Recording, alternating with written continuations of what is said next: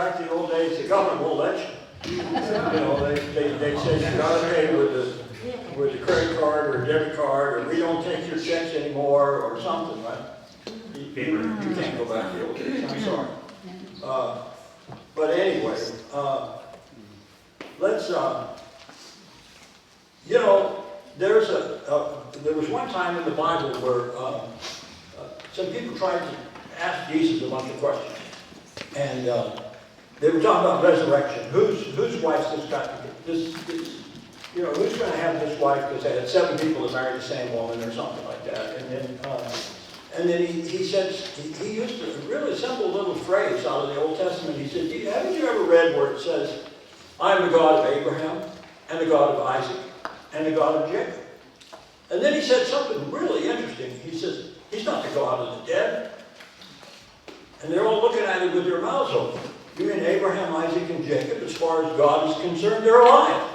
God named himself after people who we would say are dead. But God says, no, I called my name after those guys. Isn't that interesting? Today we call ourselves Christians. People call us Christians. But here, God is calling himself by a name of these 4 patriarchs. Isn't that interesting? You know? And then he even says they're alive. As far as God's concerned, they're alive. So the Bible tells us that Abraham and his father worshipped other gods.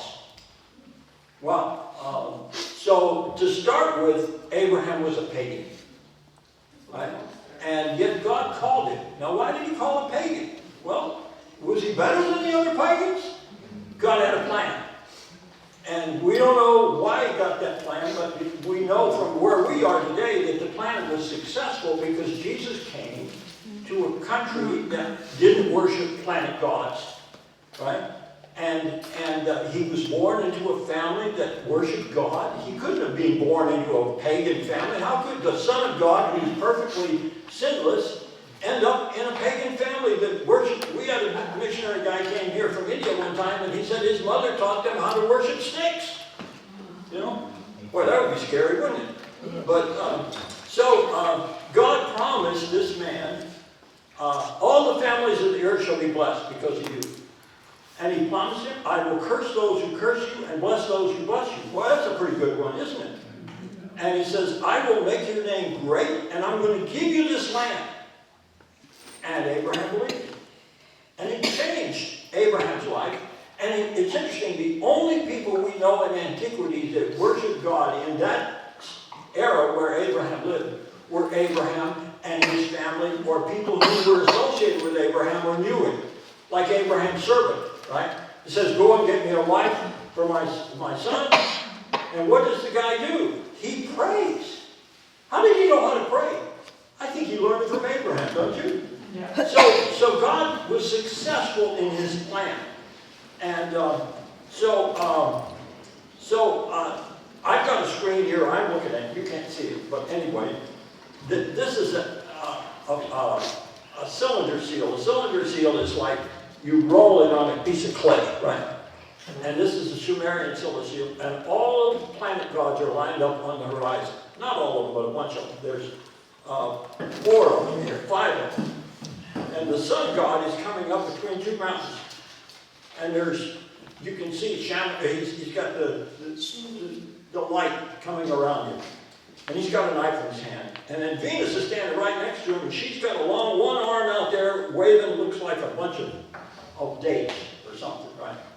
And she's got wings on them, the others don't. And she's right next to the sun. And guess what? When you see Venus, he's always close to the sun. You know, and so what's going on here? You know, these guys worship these planet gods. And they really were interested. Now, if you go, there's a guy his name was Ashurbanipal, and he was the greatest of the kings of the Assyrians, which would be 1,000 years after Abraham. And he was really he loved his civilization. I've got a picture in front of me. You can't see it, but I can. He's sticking his knife through He's got a lion that comes and charge at him, and he takes his sword out and he stabs that lion. But behind him, there's a guy without a beard, who's a young guy, who's previously shot the lion with a arrow, kind of getting wounded so he won't be that aggressive, maybe. I don't know, maybe like sometimes in the bullfights, they stick him first before they let the guy go in there, right? But interesting, here he is with a sword, and he's trying to stab this lion, and right in his belt, he's got 2 sticks for writing with. He's going to go fight a lion, and he's got his little stylus stuck in his belt. I'm an educated person. I know how to write. I've got important stuff. And about 175 years ago, there was a British guy who went to Iraq. He had an Iraqi guy that was helping him. And they dug down, and they found these 2, he actually found the Shalmaneser, who's in the Bible, who was a previous guy. He's the one who fought with Hezekiah. Remember the story in the Bible, Hezekiah? Shalmaneser was the king who came after him. And he built a library. And then this Ashurbanipal, he built a library. Both of these libraries were excavated at the same time. They got the books all mixed up. They don't know which one came out of where because they weren't really very careful. And in the British Museum, there's like 3,000 of these pieces of pottery. So we know what these guys wrote about because we can read it. Isn't that interesting? And what did they write about? They wrote about gods. Right? What were they interested in? He's got a couple of little epic poems. He's got a bunch of stuff about astronomy. But what he was interested in is astronomy is to tell me what the gods are doing. Right? Astronomy is to figure out omens, to figure out how to con the gods so that they won't do bad things to me and I do a sacrifice and all. Everything is about gods. That's weird, isn't it, from our perspective? But that was common in those days. God was doing something really interesting. He called a man who lived in tents most of his life, and he said, "This is what I'm going to do." And he changed a lot of things. Eventually, it changed. You don't see people running around today saying, "Let's study all the omens, 7,000 omens that are in this one text that they have in the British Museum that tells you what the gods are doing." We've got to study. We've got to study mathematics, not so we can figure out what time is doing or something, but we've got to figure out what the gods are doing. Isn't that interesting? So, God had a purpose for Abraham, Isaac, and Jacob to fulfill. And ultimately, the purpose he wasn't just digging wells. He has a plan that will, at some predicted moment, he will bring about a nation that will not worship the planet gods. And Abraham and Isaac and Jacob were agents for bringing about God's plan. And not only that, there are 2 basic parts of God's plan, the pinnacle of his plan. One is that Jesus would come and die for the sins of the whole world. That's pinnacle number 1, right? We know about that because it's already happened, right? The second pinnacle, what's the second pinnacle? Cross. No, he went to the cross. That was the first one, right? He's coming again. He's coming again, right? And when he comes again, what's he going to do? He's going to establish justice on the earth, right? He's going to do something. He's going to be the king of the world, and everybody's going to be so thankful because there won't be wars anymore. Amen. Wouldn't that be really neat? You know, he's got a plan, and Abraham and Isaac and Jacob are part of his plan. And so one of the things people say, well, how do I know there's a God? He tells you what he's going to do in advance. He even tells you what the bad guys are going to do, right? For example, Jesus, it was prophesied that he was going to come and be crucified on a cross, right? It tells you how they were going to do it, right? And Satan, he did it to him, right? Satan read the Bible. He figured, I'll kill him anyway, right? Did Satan work out and the people who were against Jesus, they ended up doing God's will. What was God's will? That he would die for our sins. Isn't that interesting? How there's an interface between God's plan and Satan's plan and evil people doing. They all ended up doing what they thought they didn't want to do. They wanted to kill him, and when they killed him, what happened? God's plan was fulfilled. Isn't that interesting how that works? So anyway, one of the verses in Genesis chapter 18, it says, I have chosen him, he's talking about Abraham, so that he will command his children and his household after him to keep the way of the Lord by doing what is right and just, in order that the Lord may bring upon Abraham what he has promised. Notice there's an interface here. So God didn't just say, I'm going to do it, but he says, I'm telling you I'm going to do it. Now, what are you going to do about it? You're going to believe me. And when you believe me, it's going to change your life. And you're going to tell your children. And you're going to do things differently. And that's why I'm going to be able to bring about my plan. Isn't that interesting? There's an interface there. So today what we're going to do, we're talking about Isaac and Jacob and Esau. And we're in Genesis chapter 27. And that's an interesting chapter because Romans chapter 9 talks about, there are several places it talks about what happened here. Now it came about when Isaac was old and his eyes were too dim to see that he called his elder son Esau. Remember Esau and Jacob were what? Twins, right? Yes. One was born a little bit before the other one, but they were probably all born on the same day, right? And he said to him, my son, and he said to him, here I am. And he said, behold now, I am old and I do not know the day of my death. None of us really know the day of our death, do we? And he says, now then, please take your deer, your quiver, and your bow, and go out to the field and hunt game for me, and prepare a savory dish for me, such as I love, and bring it to me so that I may eat, so that my soul may bless you before I die. By the way, the word old, most words have, they have a context to them, and the context can change their meaning, right? There are some words in the, if you go and look in the unabridged dictionary, an English word has 400 meanings. Boy, that's really big, but each meaning it can change somewhat depending on the context, what you're talking about, right? And here you say he's old. What does old mean? Isaac lived 180 years. At this point, he's probably 100 years old. Because if his sons were getting married, which is about 40, which is when people generally got married about then, right? So, you know, he's only middle age. So why is he old? Well, I don't know. He didn't know when he was going to die. Whatever, but people back then lived longer than we do in all respects. And so we can ask ourselves the question, why did Isaac go blind when he was 80 years old?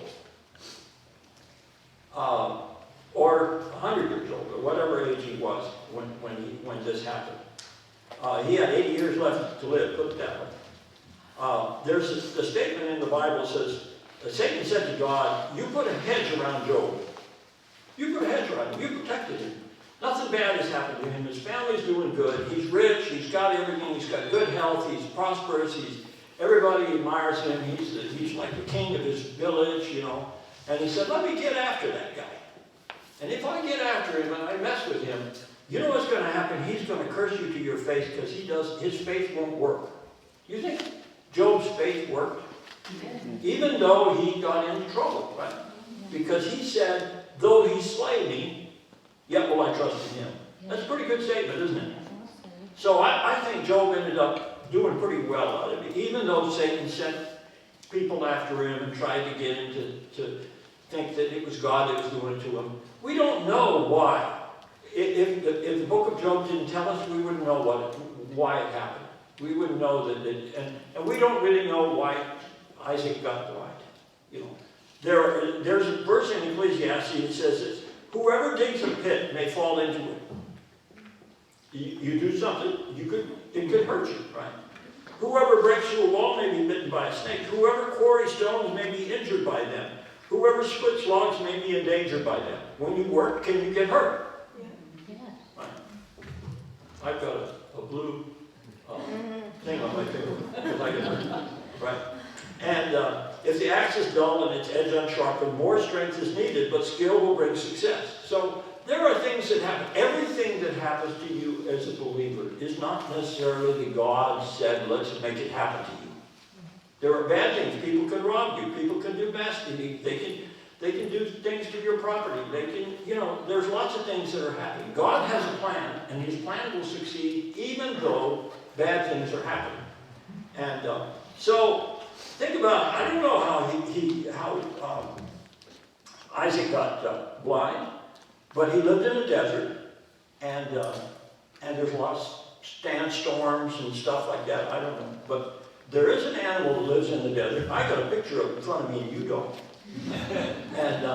And here's a camel, and the camel's nose is kind of real thin and pinched and long, he can get all that sand out before he breathes. And his eyes, he has big long lashes to keep the sand out of his eyes. And his eyes they will blink this way, right? Just like yours and mine. But he has a third eyelid that blinks this way, right? And it's partially, you can see through it. It's film in there. And he can close that thing, keep the sand out of his eyes. Isn't that interesting? Do you think camels were made to live in deserts? I don't know that Isaac was made to live in deserts, but Isaac seemed to have lived in the south. Abraham lived further north.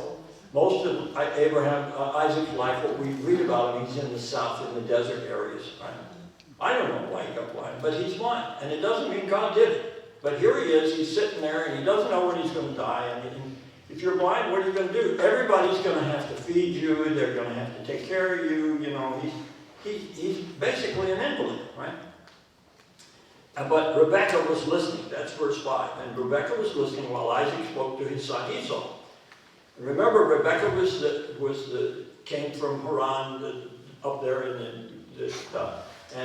she got married, and they went 20 years without kids. And finally, she got pregnant, and it was twins, and they were fighting within her. And she asked for some help. Says, "Why are these two babies fighting within me?" And she heard this message that says, "The younger will serve the older." Right? They're twins. How much younger are they going to be? But anyway, so Rebekah, she likes Esau. I mean, she doesn't like Esau, so she likes Jacob, right? And she likes Jacob. And apparently he was a mama's boy. He hung around the tent. He liked to cook. We know that he cooked soup and stuff like that, right? And so she kind of had a favorite. This is my son that I like. He hangs around with me. And Esau, he was a hairy guy. You ever seen a guy with lots of hair on his chest and his neck and his hands? You know, he liked it. You know, and Isaac kind of liked him. He's a tough guy. He's a big guy. He can go out and do everything in nature. He sleeps on the ground. Whatever. He's a hunter. Right? And so Jacob wasn't Isaac's favorite. Right? He thought this other boy was a really tough boy. And by the way, when God chooses some people, does he always choose the strongest or the best or the smartest? No. He tends to choose people who are pretty lowly, right? He gives grace to the lowly people, to the humble people, right? And so Rebekah said to her son, "Behold, I heard your father speak to your brother Esau, saying, Bring me game and prepare a savory dish for me that I may eat and bless you in the presence of the Lord before my death. Now therefore, my son, listen to me as I command you. And go to the flock and bring me 2 young choice goats from there, that I may prepare them as a savory dish for your father, such as he loves." So instead of eating venison or something, he says, "I'm gonna fix a goat, and it'll taste like it." Right? "And then you shall bring it to your father, that he may eat, so that he may bless you before his death." Now maybe Rebekah was thinking, I want to make sure that Jacob gets the blessing. There seems to be a little bit of possibly faith on her part, but she's being deceptive about it, right? She said, "We'll trick your old man. He's blind. He can't see. And we're going to get you in there, and you're going to get the blessing. And so that he may bless you before his death." And Jacob said to his mother Rebekah, "Behold, Esau my brother is a hairy man, and I am a smooth man. Perhaps my father will feel me, so that I will be a deceiver in his sight, and he will bring upon myself a curse and not a blessing."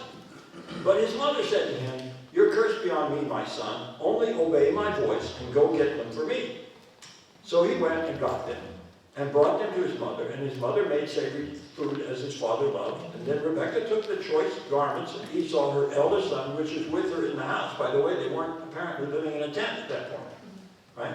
And he put them on Jacob, her younger son, and she split the skins of the young goats on his hands, on the smooth part of his neck. So she took these skins of this animal, and I don't know how, maybe she put some thread or string or attached him in some way so that his dad rubbed him, he could feel this fuzzy hair and say, "Yeah, that's Esau." Right?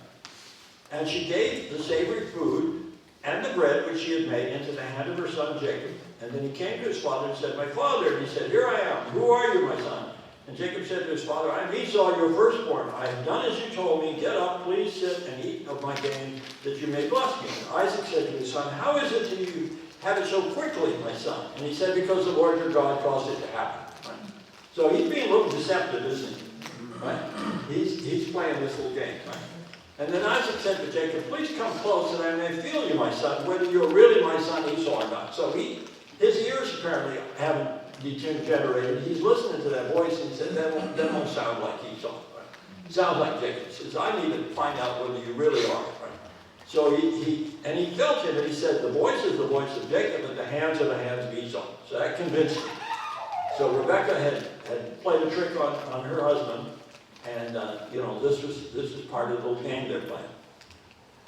And he did not recognize it because his hands were hairy like his brother Esau's hands. So he blessed him and said, are you really my son Esau? And he said, I am. And then, so he said, bring it to me. So he brought him the food, that I may eat of my son's game, that I may bless you. And he brought it to him, and he ate. And he also brought, by the way, the wine. And you probably don't get out too much outdoors. Maybe having a good meal probably was pretty, that was a highlight of your life, And so he brought it to him, and he ate it, and he also brought him wine, and he drank. And then his father, Isaac, said to him, please come close and kiss me, my son. So he came close and kissed him, and when he smelled the smell of his garments, he blessed him. So now he knew, because Rebekah had stuck these old clothes that he'd gone hunting with or whatever, and he had all the smell of sleeping on the ground outdoors or whatever he's doing, And see, the smell of my son is like the smell of a field which the Lord has blessed. And this is what Isaac said. Now may God give you the dew of heaven. Now he's passing on. He's doing this by faith. Right? God had said to Abraham, your descendants will be named through Isaac. And Isaac's going to inherit the blessings I give to you. And then from them on, there's going to be, the blessings are going to go on to other generations until I accomplish what I'm going to do. By the way, when God makes promises in the Bible, he uses an active verb. Sometimes it's passive, but many times it's active. And passive when other people do things. But when God does something, he uses active. I'm going to do it. Check me out. Whatever anybody else does, this is my plan. And I tell you in advance. How do you know there's a God? There's lots of reasons to know there's a God. But part of it is that prophecies are fulfilled exactly like they were planned. That's one of the evidence that there is a God. And he said, and of the fatness of the earth and the abundance of grain and new wine, may people serve you, and nations bow down to you. Be master of your brothers, and may your mother's sons bow down to you. Cursed be those who curse you, and blessed be those who bless you. That's a pretty good statement. If everybody who's mad at you, God's going to be against them, isn't that's pretty good, isn't it? Now it came about, as soon as Isaac had finished blessing Jacob, that Jacob had hardly gone out from the presence of Isaac his father, that Esau his brother came in for his hunting. You can imagine they were scurrying around trying to keep the dirty dishes out of sight or whatever they were doing. I don't know, but because here's Esau, he's going to do his thing now, right? And then he also made savory fruit and brought it to his father, and he said to his father, let my father arise and eat of his son's game, that you may bless me. And Isaac, his father, said to him, who are you? And he said, I am your son, your firstborn, Esau. And then Isaac trembled with great trembling, and he said, who was it? Who is he that hunted game and brought it to me before you came? And I ate it, and I blessed him, and yes, he shall be blessed. So there's some faith going on here. Isaac believes that God is going to do what he said, transfer the blessing to his descendants. And one of them was going to be the inheritor of the blessing. And when Esau heard the words of his father, he cried out with an exceedingly great and bitter cry, and he said to his father, bless me, even me also, my father. And he said, your brother came and deceitfully has taken away your blessing. And then he said, was he not rightly named Jacob? For he has supplanted me these 2 times. Remember the word supplant? The word supplant means you take the place of something, right? So Jacob has taken the place of his brother, and he says, he's done it to me before. He took away my birthright, which, it wasn't all Jacob's fault, because Esau also said, what's the birthright to me? I'm hungry. Give me that bowl of soup and I'll give you my birthright. No problem. And behold, now he's taken away my blessing. And he said, have you not reserved a blessing for me? Then Isaac replied to Esau, behold, I have made him your master, and all your relatives I have given him as servants, and the grain and the new wine I have sustained him. Now as for you, then what can I do, my son?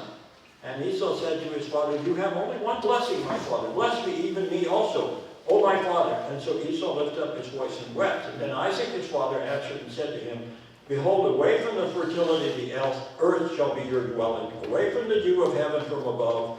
By your sword you shall live, and your brother you shall serve. But it shall come about when you become restless that you will break his yoke from your neck."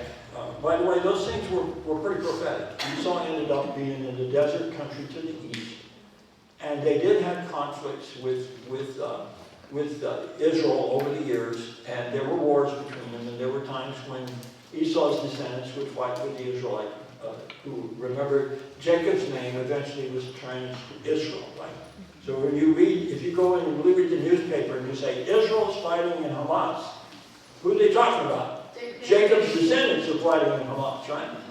So Esau bore a grudge against Jacob because of the blessing with which his father had blessed him. And Esau said to himself, "The days of mourning for my father are near, then I will kill my brother Jacob." So that's he's figuring, I'm going to get back. I'm going to get even. Now when the words of her elder son Esau were reported to Rebekah, she sent and called her younger son Jacob and said to him, "Behold, your brother Esau is consoling himself concerning you by planning to kill you. Now therefore, my son, obey my voice, arise and flee to Haran, to my brother Laban." Remember, Haran was his town. Apparently Abraham had founded, and his father founded that town because it's named after their older brother who died. Right?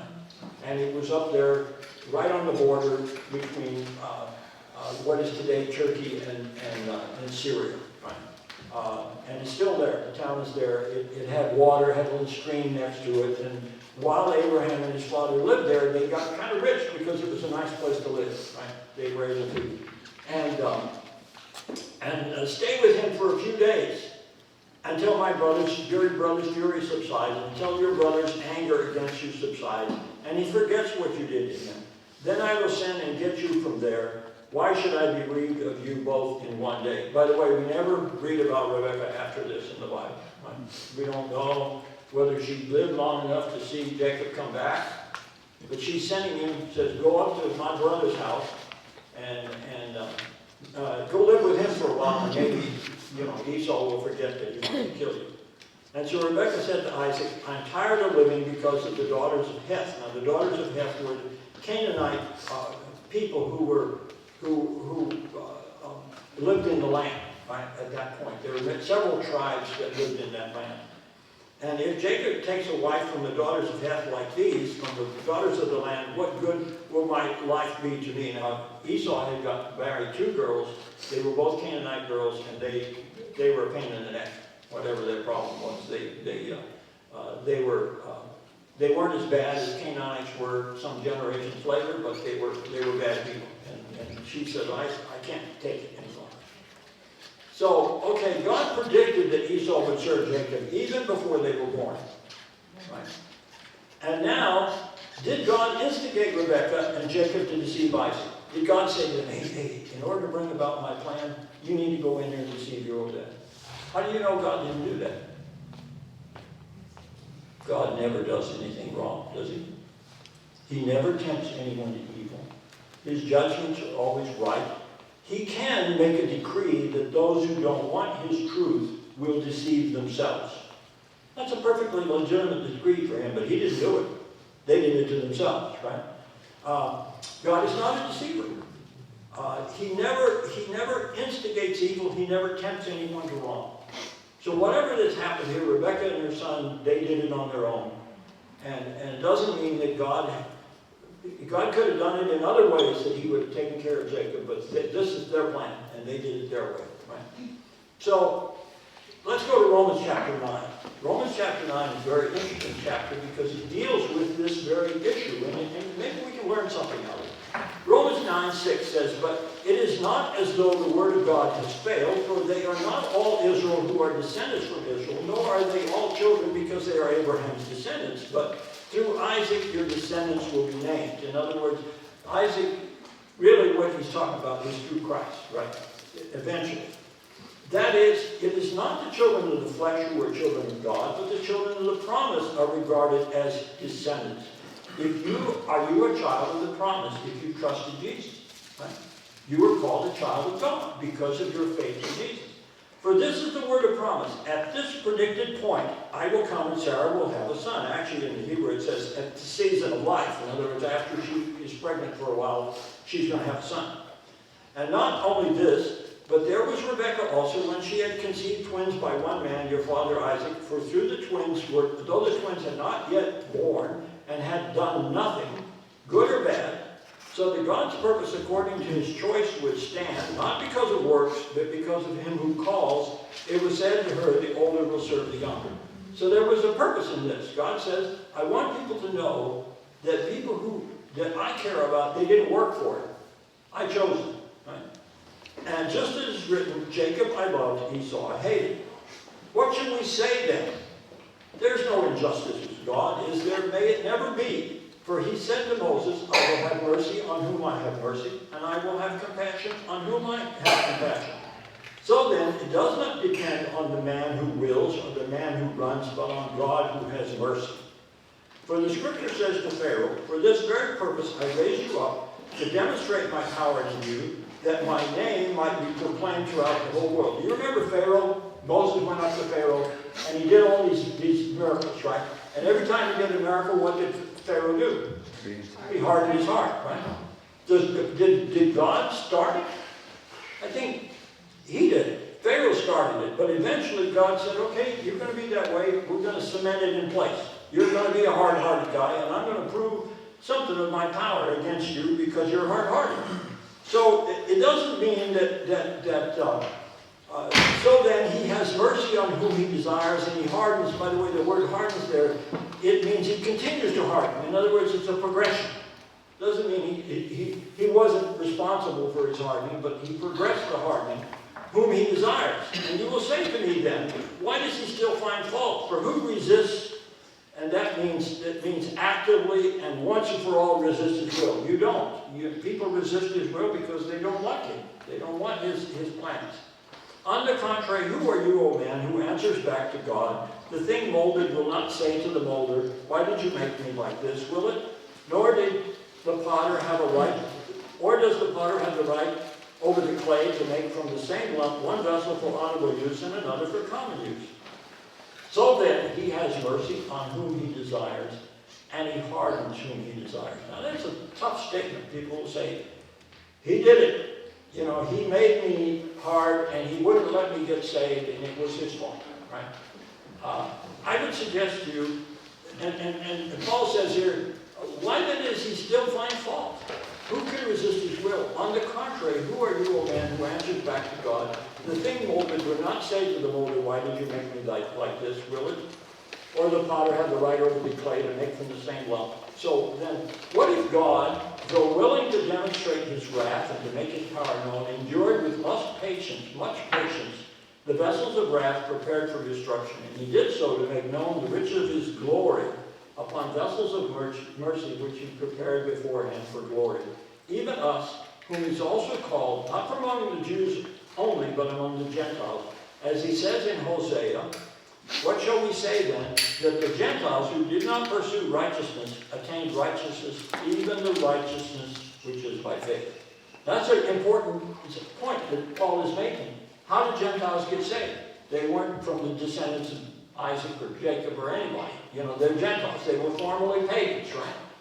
And even the righteousness which is by faith. But Israel, pursuing a law of righteousness, did not arrive at that law. Why? Because they did not pursue it by faith, but as though it were works. They stumbled over the stumbling stone, just as it is written, behold, I lay in Zion a stone of stumbling and a rock of offense, and he who believes in him will not be disappointed. And Jesus said this in John 6, all that the Father gives me will come to me. And he said, he who comes to me I will not cast out. For I have come down from heaven not to do my own will, but the will of him who sent me. This is the will of him who sent me, that all that he has given me, I will lose nothing, but raise it up on the last day. For this is the will of my Father, that everyone who beholds the Son and believes in him will have eon life. That's in the original, the word eon is there. And I myself will raise him up on the last day. By the way, the Bible doesn't say, if he who believes, even though he die, he will never die. It says he will not die for the eon. the actual original text. We die. All of us die, eventually. But the death is not going to hold us. When Jesus comes back, we're going to get new bodies and we will live again. No one will come to me unless the Father who sent me draws him, and I will raise him up at the last day. The verb can in this verb, no one can come to me, shows continuous obstacle to faith. The problem with you ever heard the statement say, easy believism? You ever heard that statement? Yeah. People will say, you're preaching this gospel, it's too easy. Anybody can believe, and it's too easy. We've got to add a little something to it. We've got to say, you've got to make him Lord, you've got to try harder, you've got to confess your sins, you've got to pray hard, you've got to give money, you've got to do a lot of things, right? But in the verbs here, come to him and to draw to him, are verbs that have an element of doubt to them, but they also are verbs that don't say when. They don't have any reference to when, other than God drew them before they came. Right? In every generation, God is calling people. Every generation, he's calling people today to faith in Jesus. How are we saved? Faith. By faith. Right? By faith. Faith in what? Faith In God's promises, isn't it? Yes. The interesting, faith in the true, genuine faith is the simplest thing in all the world, and it's also the hardest thing in all the world. Think about it this way. A child can have faith in Jesus, can't they? Right? But a smart guy and a really proud person, they have a hard time doing it, don't they? Yes. Because, so it's both. It's both simple, and it's also hard. The problem is the object of faith. If my faith says, I'm not so bad. If my faith says, I'm better than the next guy. I try hard. I confess my sins. I prayed hard. I did all these things. I promised to do better. All those things, the faith points to me. Doesn't it? I'm looking at myself. I'm saying, I'm not that. And God, surely he will save me because I'm trying. I'm doing better. Real, honest faith says, I don't look at myself. I look at the promises about Jesus. Yeah. See, I'm looking to his statements, what he promised. And the object of my faith has nothing to do with me. It has to do with him. You understand that? Yes. That's different, isn't it? So it's simple, and yet it's hard. Right? God has to get involved in it. You can't do it unless God brought it, because by nature, our nature is, I'm not thinking, surely I can do something that God's going to approve of. Right? But what I'm really saying, it's like, you ever seen a bar up here and this high jumper comes in and tries to jump over, right? Some of them go with a pole, they pull over, they try to get over the bar. God's made the bar so low that you've got to crawl under it. You see that?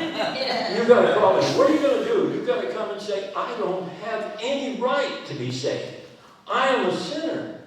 What is my focus of my faith? Jesus died for me. Isn't that wonderful? Yes. That's the story I want you to get out of Isaac and Jacob. God made a plan, and he chose Jacob for I don't know why. Neither one of these guys was particularly nice. Right? And one wanted to kill his brother, and the other wanted to deceive him. Right? They weren't nice people.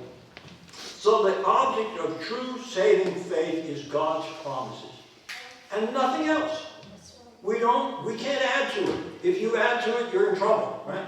If you say, well, if you ask Jesus to come into my heart, if I try harder, if I promise to do better, that's not what saving faith is. Saving faith is Jesus died for me. And you know what the wonderful thing about that? There's a wonderful word in the Bible, and the word is assurance. And that word means if you really have saving faith, and your faith is in what Jesus did for you, you know it. Do you know it? You have assurance. You know that Jesus has forgiven you. You know that you're his child. You pray and you know he answers your prayer. Why? Because that's part of your faith. How did it come about? God was involved in it. If you have saving faith, thank him. Because you aren't smarter than everybody else. Right? You crawled down there low enough, and he got you to crawl down low enough so that you came as a sinner with nothing, but I believe his promises. Isn't that wonderful? Yes. God is a good God, isn't he? Amen. He saves people who are not worthy. And that's us. And when he does, what do? We're thankful. We want to serve Him. He wants us to serve Him out of love. That's the good news of the gospel, isn't it? So He can choose people. And yet He doesn't. He doesn't say, anyone who comes to me, He says, anyone who comes to me, I won't throw anybody out. One of my favorite stories is a guy that used to come into this church years ago. His name was Frenchie. I can't even remember his full name. But Frenchie, one day, we were at the door over there, and I asked Frenchie, I said, Frenchie, I never heard you tell about how you came to trust Christ. And Frenchie says, he says, one day I was sitting there reading the Bible, and I read it, and I said, you know what? I deserve to go to hell. He says, I've done a lot of bad things, and I deserve to go to hell. And so Frenchie prayed a very simple prayer. And he said, Lord, if there's a way out of this, will you show me? Isn't that interesting? A couple of weeks later, a Christian came and witnessed to Frenchie and said, Jesus died for you. And Frenchie said, He showed me. He answered my prayer. He showed me, and he believed. Isn't that interesting? Will God turn about anyone who comes in simplicity? He won't. You say, well, maybe it was long ago. He had to do it beforehand. All the places in the Bible where God makes a decision about saving people, calling His disciples, everyone uses a special Greek tense that has no sense about time. There's no reference to